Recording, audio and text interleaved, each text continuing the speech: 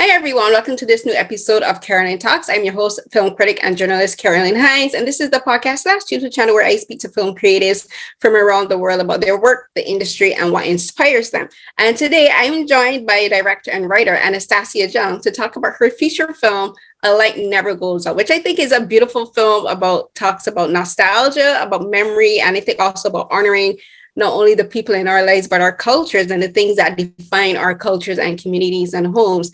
So this film is about the neon lights of Hong Kong. If you've seen any Hong Kong action film or any drama, they're synonymous with Hong Kong and their film and industry. But there is a law that's been passed in Hong Kong where the neon lights have to come down and people either have to re-register for them or put up LED lights. So the film centers on the almost dying culture of this. So I can't wait to talk to Anastasia about this because me being a fan of Hong Kong films, I've noticed there's a difference in the landscaping of the film. So we'll definitely get into that. So thank you so much, Anastasia, for joining me today to talk about your film. Thank you for your interview. So I always like to ask my guests to say a bit about what got them involved with their career path. Like for you, writing and directing, what led to you to choosing this particular career path, especially as a woman? I'm always interested, like what makes especially female directors, you said, you know what, this is my passion and I'm going to pursue it. So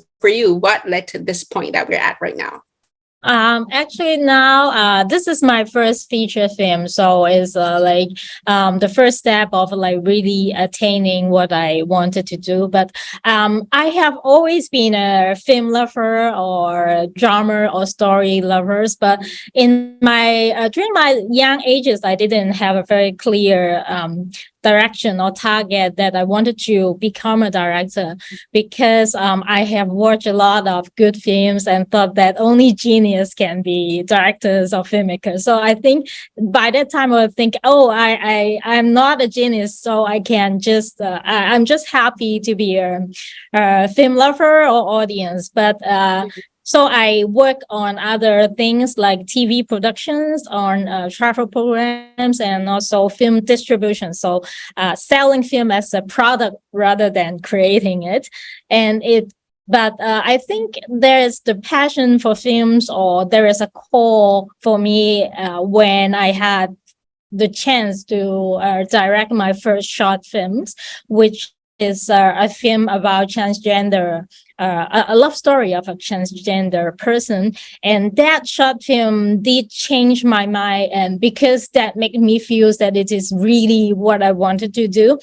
And because of that call was so strong that I really decided to jump into the film industry starting as a freelancer, and starting off doing different things, producing advertisement, short video, short films, and then start writing for TV drama series and other things and films. Then nowadays I can have a chance to direct my own first feature. It's interesting. You've had quite a career path, and I do have to say it's interesting that you said you worked as a distributor, because I not too long ago interviewed another independent female distributor here in Toronto. Her name is Akita Batake. She has she has a company called Momo Films, and so she does independent distribution for Japanese films. So I'm like, oh, look, another female film distributor. You're the second one I've ever met. Okay. So I think it's great that you went from doing distribution to then doing small films to then doing feature films, because I think having that knowledge of the industry from the perspective of a distributor definitely does help you to understand it better, and then to understand your path as a filmmaker, especially like getting it distributed and picked up at film festivals like the New York Asian Film Festival. So talk about the similarities and the differences that you learned throughout the year. Well, not similarities and differences, like the challenges that you had as a distributor, but the challenges that you had, how they helped you as a filmmaker now. Okay. Actually, when I work in the distribution industry, I had a way of looking films in a very different perspective, because their films are looked at rather like a product, but it's also that then I know what will attract audience. in when I work in the distribution. And also at that time, I had chance to read a lot of scripts. I think that's also and made a lot of analysis of scripts for the distribution company, and analysis if the film shows the markets or not, and what's the major attractions of the film. So that kind of trainings may gave me the knowledge of what audience or what distributors look for in a film when it is looked at as a product, so to speak. But also I read a lot of good scripts and accumulate the knowledge of analyzing a good script, and gradually I started learning to write scripts myself. So that's an important experience for me too. Yeah. Right. And did that help with the writing and the making of Like Never Goes Out? Because you knowing what the audience wants and like what helps with distribution and what like, like it will be easily picked up. Did that all, not only because you made this phenomenon, because of the nostalgia and the sentimental and the cultural significance of it that I think it has, but did you also think, okay, you know what, a film about this particular subject will do better now in the market than if I perhaps do it like maybe 5-6 years later on down the road? Did that help in your decision to make the film at the time that you did? Oh yeah, definitely. Because I chose this subject because a lot of reasons. Firstly, because from the creative perspective, I would like to choose a visual motif for my film, which makes it stand out from other Asian films, which makes it stand out at a film of Hong Kong. So I wanted the audience to look at the poster and to study the subject matters. Wide array, they recognize this is a Hong Kong film, not film from Japan or Singapore or Taiwan. So this is my first, I think this way of looking at what subject matters I choose did come from the experience of being a distributor. So that because when working in the distribution, we identify films from very recognizable icons or elements, then we can tell, oh, this film is from which country or which regions, and which will attract what kind of audience. So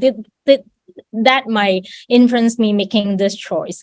And secondly, because as you have just said, neon lights has been a very iconic and important elements, not just representing Hong Kong, the city, but also representing Hong Kong cinema.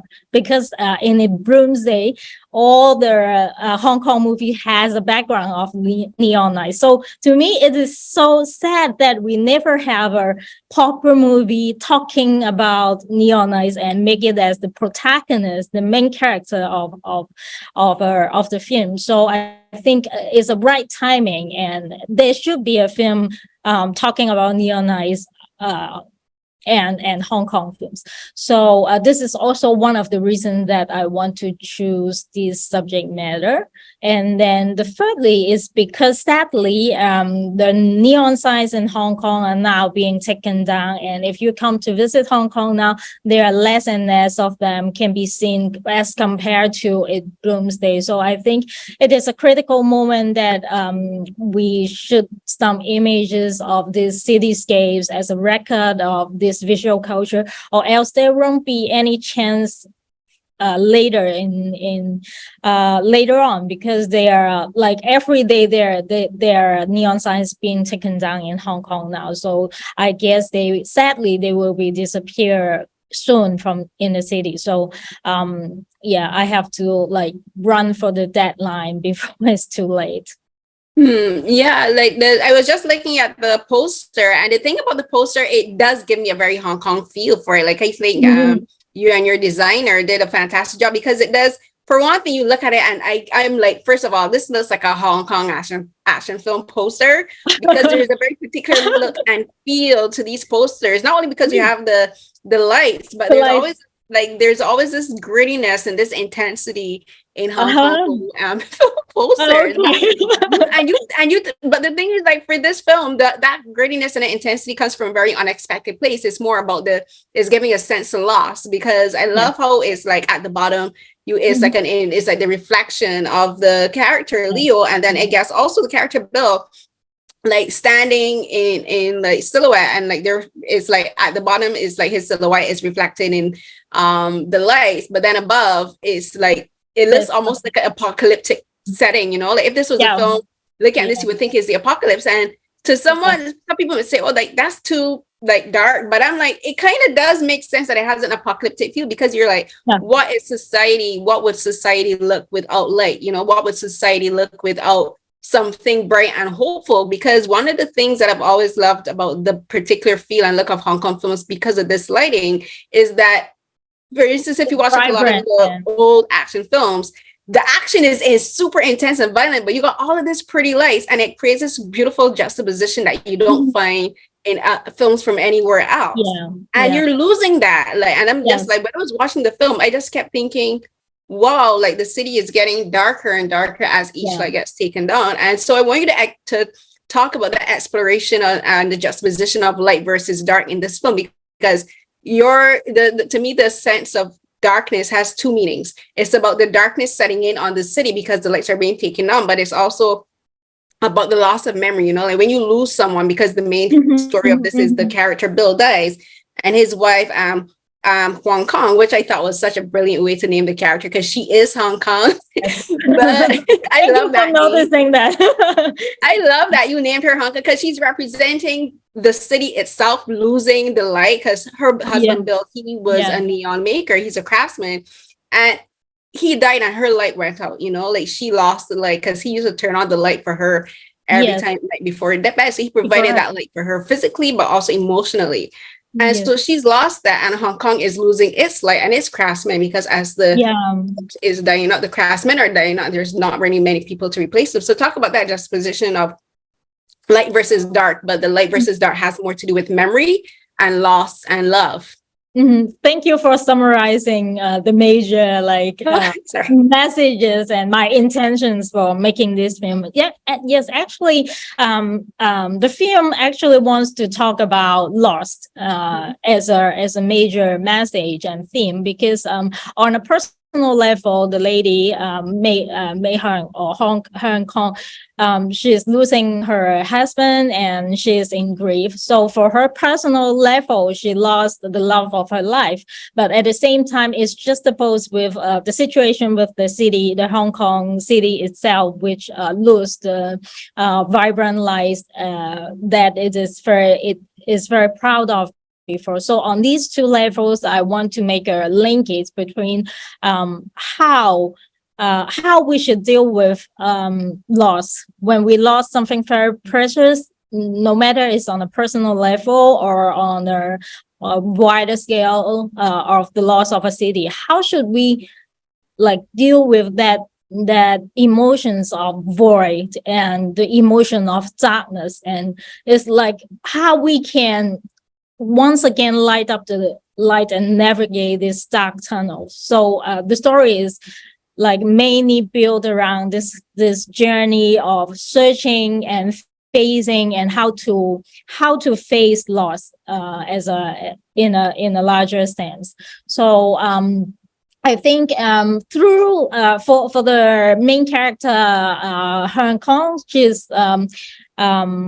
she actually searched for the light and want to remake a light that was demolished and made by his husband. And through the journey, she is trying to light a light for her own emotions, for her own loss, so that she still have a power or still have an energy or hopes to carry on, even though she lost her husband. It's like transforming the memories or the lost memories or the lost love into something new with the participation of the protege of her husband.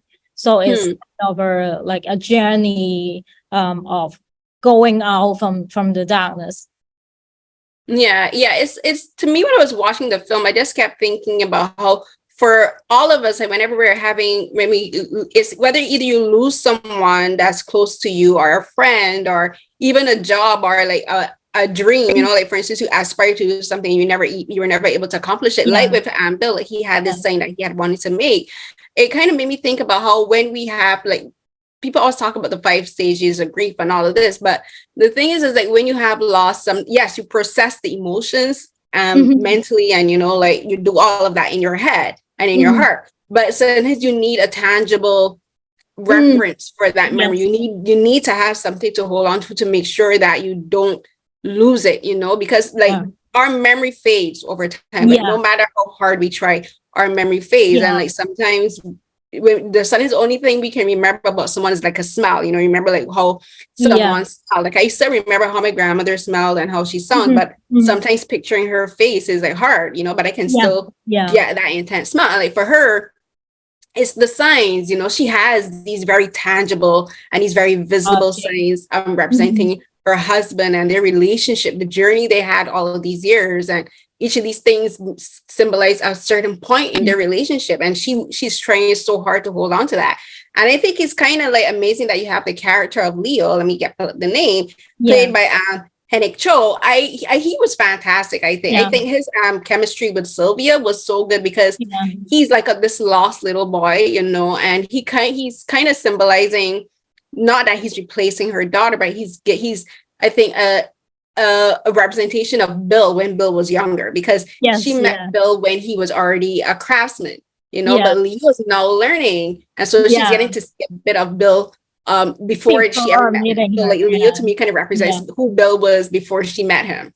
Yeah, exactly. And also just that you said about tangible things for like as a symbol that we can hold on to our memories. And also this film is talking about, I think, successions, like transformation would be one of my not answers, but kind of a direction that we can try to, when facing what we lost, is that we can what elements or what important things that we can take out from the past, that we can still hold on to it and we can transform it into something new. Even though the old ones would be lost, the old person would be lost, the old craft of neon would be lost, and it won't be the same anymore. But is that the end of everything, or we can dig out something precious, something some essence of the craft of the persons that we can still carry part of it in our heart or in our life, so that we can still have the courage or have the force to continue our journey. That's also part of what the story wants to tell. So it's about legacies, but I think it's about legacies not in a typical way, because for a lot of people, especially for men, when they say, I want to have a legacy, I want an heir and all of this, because it's more about the ego, fulfilling the ego. And like, I want a part of me to last. But I didn't see that as a symbol of that. I think of it in terms of legacy, as in like, they don't want this art form to be lost, this part of their culture and their history to be lost, but also this aspect of who they were as a couple. Like, they like light, the literal light meant so much to them as a couple. And like, I always think there's this thing where like Bill always made a wish, and he and Hung, she didn't really believe in wishes, but she just kind of like humored him. But him having this wish gave her a purpose. Because for like a lot of spouses, like when they lose their spouse and their partner, they're kind of like in limbo. They don't know what to do, they don't know, how do I go on? And so like, I think for Bill, his wish was that her light never go out, that her light never dimmed. And Leo was like the spark to relight her, like to add in this thing. So I think that's the legacy that this film is about. It's the same thing like with Hong Kong, like you need like, I think for like cities, and like, we always talk about like cultural programs, and a lot of things about cultural programs is to inspire the youth, to see a future and a benefit for themselves. And like thinking about like the Hong Kong government, they're not thinking with regards to like the cultural significance of these like, they're just thinking about democratic stuff. But for like the regular people, like they're like, this is a part of who we are, this is a part of art. People internationally, like Hong Kong is synonymous with massive neon lights. And like one of my bucket lists was also go to Hong Kong and walk the streets. And like I was watching the film, I was just like thinking, wait, by the time I make it in Hong Kong, there won't be any lights. And I Yeah, was literally bummed. definitely. I got emotional because it was just like, wow. It was Yeah, just like, fucking wow. And like, so like there's that legacy. It's about the people who do care about passing on legacies, and then there are people who don't care about yeah. passing on legacies. Yeah, that's true too, and I think it's also about how the new generation can make a succession of this kind of lost important craft or culture that we lost. Sometimes I still hope these films can bring some kind of optimism, even though the reality might be kind of doomed because the lights are already like taken down a lot. But from my perspective, is that yeah, that is a fact that we lost it, but how can we still cap a part of it and pass it to the younger generation so that the craft, the art itself can live on? So I think this is what the cultural lovers of Hong Kong's culture or filmmakers are trying to do as well. Yeah. Do you know if there's been any petition to keep the lights up? Because I read a couple articles about it, about the law and like how it's been impacting the city. And like there was a lot of mention about there's a lot of red tape for people, like because the city is the one who tells the people you need to take your signs down, and they have to get them taken down. And like if they want to either put back up the original signs or make new ones, there's like a lot of red tape for them to go through. So it's like just this bureaucratic red tape that's preventing these people from keeping this part of their culture alive. Do you know of any, like perhaps any petitions to the government to say, can we keep these lights? Can we bring them back and make them a cultural landmark? You know, because I kind of see them as that, like a cultural landmark. Yeah, there are a few organizations run by only citizens, but not official government departments, trying to use their ways to preserve the neon light culture. For example, there are organizations who collect all the demolished the signs and gather them so that one day can be shown in art exhibition. For example, it's just like the neon museum in Las Vegas, kind of, but it's run by only a personal level or by citizens rather than the government. But I think on the political level or policies level, it's difficult to convince the government to change the regulations. But I also still see some positive trends that when the film A Light Never Goes Out went out and related, there are a lot of cultural like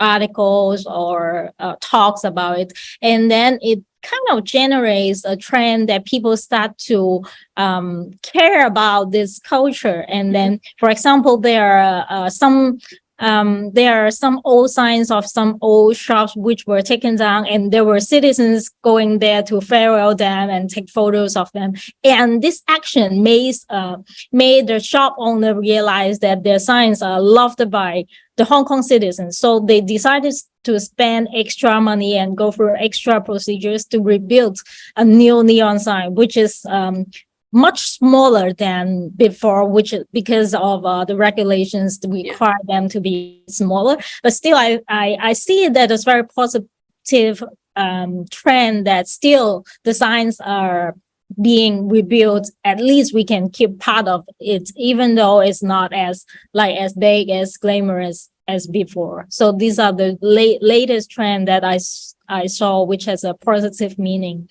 on the culture. Yeah, and there are also young artists like the Leo in the film. There are young artists who is now learning the craft, trying to create new art piece using neons. Although they might not be the same form as before, not a large size on the street, but they transform them into smaller art pieces to be shown in exhibition or to be a part of interior designs. I see this way also ways of transforming the old beauty of the neon signs and let it live in another form. Yeah, because I saw at the end of the film, like they're in the post credits, like as the credits are rolling, there's like you have like homages to like the craftsmen, like some those who were doing it for 50, 60 years and some who've been doing it for 10 and then long learning. And like And the things I've seen, like some of these art pieces, like online and stuff, like some of them I actually recognize. Like there was the one that was like the 3D art things. I saw pictures of that on online, as well as there's an artist that does like modern variations of that for like pieces that's been used in like music videos and stuff. And these are ways to preserve and kind of modernize these art forms, because it is an art form, because it takes so much work and it takes so much vision, especially I think for a language like Mandarin and Cantonese, because it's so like like art, you know, in itself, it's calligraphy and it's so much and it's art. And I was just thinking in my head, it would be great if the government itself could like commission these artists to make installations and put around the city. It was like, while the signs may be gone, at least put some installations around. And in speaking about the different art forms, I want to talk now about the some of the characters. So like there's the daughter Prism, and she's played by Cecilia Choi, and her character is interesting because she frustrated me a bit at first, because like she's not talking to her mom, she's not communicating, she's planning to go all the way to Australia and hasn't informed her mom. And I got the sense at first that she felt very disconnected from her family, but also from her fiance. But then as the film went on, I was wondering how long was she like that? Was it only when her dad died and this is just her blocking off her emotions because of grief? Or is this something that extended before? Because I kind of saw it as like she was being affected by the lack of light too. Because the funny thing is that I have what's called seasonal depression. And that's like where, you know, like I get very depressed when outside is very gray, especially in winter. And like the lack of sunlight actually affects the mood. And I kind of saw her as like that, whereas she kind of lost her light as the lights came down more and more. As the city got darker and darker, she kind of got darker and darker the same way.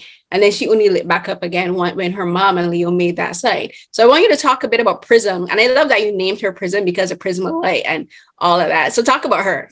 Prism is a character like almost like an antagonist as opposed to her mother, Heung. And actually, I want to, through these two characters, I wanted to depict different versions of undergoing grief.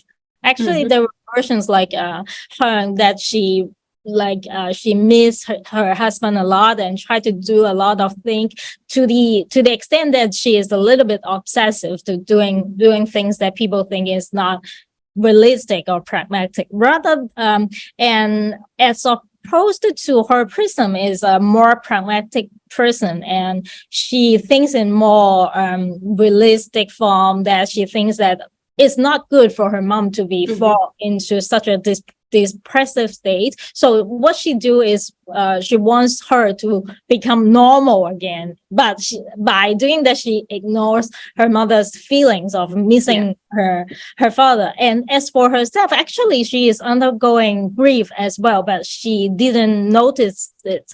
It's like there is a form of grief that when people miss the person the loved one they lost, they will fall into a more numbing status, so that they didn't actually feel the pain, or it is because of the pain is so strong inside their psychological state automatically tries to protect them by making them being very distant and remote from the feeling. So that's the state she was in. And then gradually through like convincing her mother not to continuing running the neon workshop of her father, but being keep influencing by her mother and also Leo's, she gradually picked up something she suppressed it very long ago, and finally she find some ways to release that kind of grief. So I wanted to talk through that two characters, that grief is not there's not only one way of grief. There are many like different styles and many different situations when people are facing their grief. So that's what I do that's what I know when I do some research on people undergoing losing their loved one. So I want to depict different kind of grieving processes in the theme. So at first she might looks very remote or cold-blooded in some sense, but I just want to share that there might also be a state or psychological status when someone lost someone so important to them. Yeah, and I talked about how I kind of saw her as kind of like also representative of like the city becoming darker and gray. So I wanted, and you say it's also about her mental state because of her grief and not processing it. So the interesting thing about her is I was paying attention to her wardrobe. So like when we first like know her, she's wearing like a lot of gray, a lot of white, a lot of neutral. So she kind of like, she works in an office she works in an office building, and she's an architect, and she's kind of inspired by her dad's work, but she doesn't really realize it because like he has to do a little bit of architecture for his work. And she becomes an architect, but she could kind of almost blend into the background of these offices, you know. She could blend in because she's dressed like the furniture, and I love that your costume designer dressed her that way. But then at the end, just like the city, this part of the city gets relit because of the signs that Bill made. Her costume actually becomes brighter too. Like she starts to wear more colors, and she's incorporating colors. So I want you to talk about working with your costume designer for this, because I think color plays a very important part in what the characters wear. So talk about that technical aspect of the film. Oh, actually, you have made a very just like notice of what we designed for the clothing is that Prism is a character that she is more.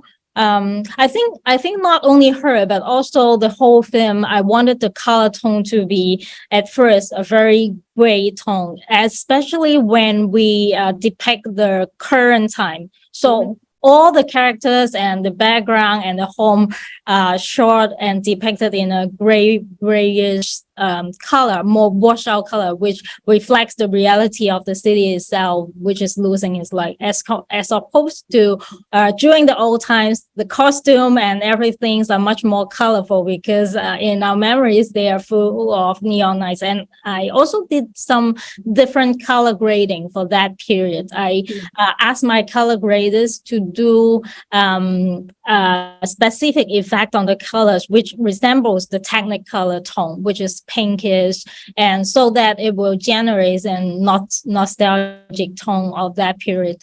And I think this also, it is related to the city, to the period, but also to the psychological state of each characters. So when at the first half of the film, they are in a very doomed psychological state themselves by losing like Heung losing her husband, Prism losing his father, and also Leo losing his master, and he doesn't have a direction for his life. So everybody is in a more gray and washed out tone. And as the films go on, during the journey of the search of lights, then the color starts to come back on the costume, but also on the background and the color grading itself. So yeah, it's from dark to colorful and light.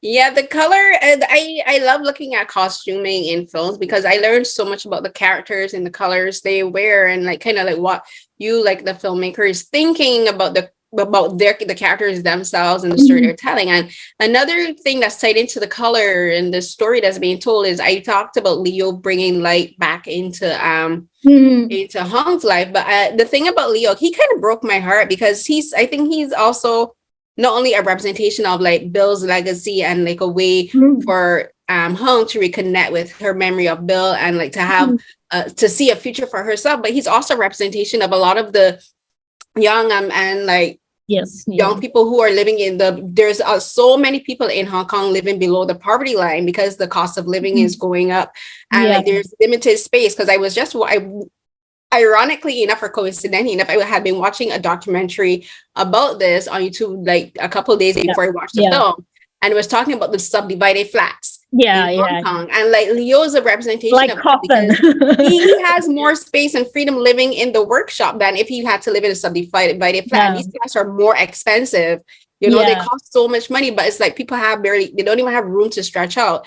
And he's a representation of the struggles of so many young people, because people look at young people, say, oh, they have the whole world in front of them. You know, they're young, they're agile, they're healthy. And it's like, oh, they're struggling. These young people are struggling mentally. Yeah. They're struggling with depression. They're struggling with poverty. They're struggling with finding work, you know, and Yeah. when they do get work, the money they're making isn't enough to sustain them, you know. So there's like all of this. So talk about Leo, because I think it's so important that you showed this part of him, and like the revelation about what was going on with him. Like, it broke my heart, because when I realized what he was doing, I was like, oh no, Leo. But you know, it's like young people are expected to keep it this facade, you know, of always being positive and all of this, or you know, like you really don't know what people are going through. So talk about Leo, because I think he's so important as a character. I think to me he's probably the most I think he's the centerpiece for the entire film, because he brings all of these characters together. But even as he's bringing everyone together, he still has so much that he needs to deal with. Yeah, actually, I wrote the character of Leo based on many realities of the young people in Hong Kong, who is also in a status of loss, because they feel confused, they feel lost, they didn't know what is the future and what should they do. They don't have a clear path about what they should achieve, because life is not easy, and also I mean, in Hong Kong now, the future is unclear. Is for especially for youngsters. Oh, what should I do after graduation? My parents, my teachers told me to study well, but what next? After study well, there's no are there opportunities? Are there a clear path for me to follow onto? They didn't know about it, and they feel very lost. So for them, I through Leo, I want to depict this kind of sentiments of loss during among the youngsters. They are asked to do a lot of things. They inherit a lot of expectations from the parents or from the teachers, but they themselves, they cannot get any guidance or answers from them. So they are in a state of loss. And one point about Leo is that a little point is that he is a character who is never graduate, which means he never undergo a proper graduation ceremony. And this is based on also a real story that in Hong Kong, actually, the young people who was born in 1997, they have never undergone any graduation ceremony due to like SARS and other disease at each period of their school life. So it might be just a very little tiny details, but for me, if I thought if I were in their shoes, I would feel that I have a very incomplete life, that because not going through a graduation means that what I have done was not recognized at all from start to the end. So there is a strong feeling of loss or confusion in this character, that he feels that he never accomplished anything in his life. So I think this sense of not accomplishing anything and this feel of inferiority builds the center of the character of Leo. And so what he's longing for is recognition from father or mother, and he attains that from his master Bill, but yet sadly he lost him very soon, and he again lost the guidance in his life. And so he has to try to find a way to achieve that, to find again his direction through remaking the last wish of his master. So this reflect a lot of status of Hong Kong's youngster nowadays. Yeah, he kind of, like, as you were talking, because it kind of made me think of how he and Prism are kind of similar in a way, but is in a very interesting way, because he's younger than Prism and he's going through all of this, but he's going through so much and so much people don't know, but he has to keep it this. He has to kind of like keep inspiring himself and also inspire her, because like he was in such a devastating place when he met her, but he immediately realizes, I need to like make this woman think that everything is okay, you know, like he immediately puts on a smile and says, I'm gonna inspire her and like in turn inspire myself. But he has nothing, you know, he has no job, he doesn't have any money. But the interesting thing between him and Prism is that Prism has all of this. She's learned from Bill. She was there when she was there as a child watching Bill work, you know. She became a version of Bill becoming an architect, and she has all of these opportunities. She's moving to Australia. She's looking at leaving Hong Kong and moving to Australia with a fiance and building a life there. He can't even imagine that kind of possibility. And it's just thinking about how everything just comes down to luck, you know, like the opportunities that we have and how we should all be thankful for the opportunities we have, because she has all of this, but she still can't be happy. You know, she's still not happy at the opportunity she has, because like there's a scene where she talks about how her mom was basically complaining about being dizzy when she was graduating and when she was moving away. And then she was complaining, I'm like, your mom is obviously going to have a conniption because you're moving to a whole different country. When I immigrated to Canada, I was in a mess and my mom was in a mess, but like, that's a natural thing. And she was kind of perturbed by that. I'm like, her child is moving away. Like, what parent wouldn't be like kind of like distressed about that? But then it's kind of juxtaposed with Leo not having those opportunities. You know, he wishes he had a mother who could have been there when he graduated. He wished he had an opportunity to go away to study, or even just to study and continue his studies in Hong Kong, you know, like, so kind of like interesting where like you have these people with privilege don't even recognize the privilege that they have, but they still complain about the small things that other people wishes that they like. He wishes that he had that kind of situation, but she's just like perturbed by it. I want to put into this film different status of different generations in the society. So it's like Leo reflects a certain generation, and Prism is another slightly elder than her, and then Heung is another elder generation. And as for Prism, I think you just talk about she has all those privilege, but I thought she herself, actually, she had that kind of questions in herself, but she chose to not face them before, because I think the origin of how she becomes a very pragmatic person was that from a memory in the past that she witnesses how the downfall of the neon industry affects on her family's economy, which makes her didn't have enough money to complete her degree in university. So that makes her realize that although she has the love for the art of her father, but she also realized that if continuing doing this, she might also put the family in danger. So she decided to use a more as compared to her father, who is more idealistic in keeping the art form, even though it means that he has to lose a lot of money or not able to maintain the economy of his family. She chose to be the one who is more pragmatic. And so instead of doing like learning art, she chose to be an architect, which in her is part of it, but chose another career that makes much more money than making neon noise. So I think that's kind of interesting to building the different aspects and nuances among these characters. Great. We have to wrap it up, but thank you so much for speaking with me, Anastasia. Like, congrats on making such a fantastic film for your first feature film, and I can't wait to see what else you do, and maybe perhaps do an action film before all the lights are out. Thank you so much. Thank you for interviews and the discussion.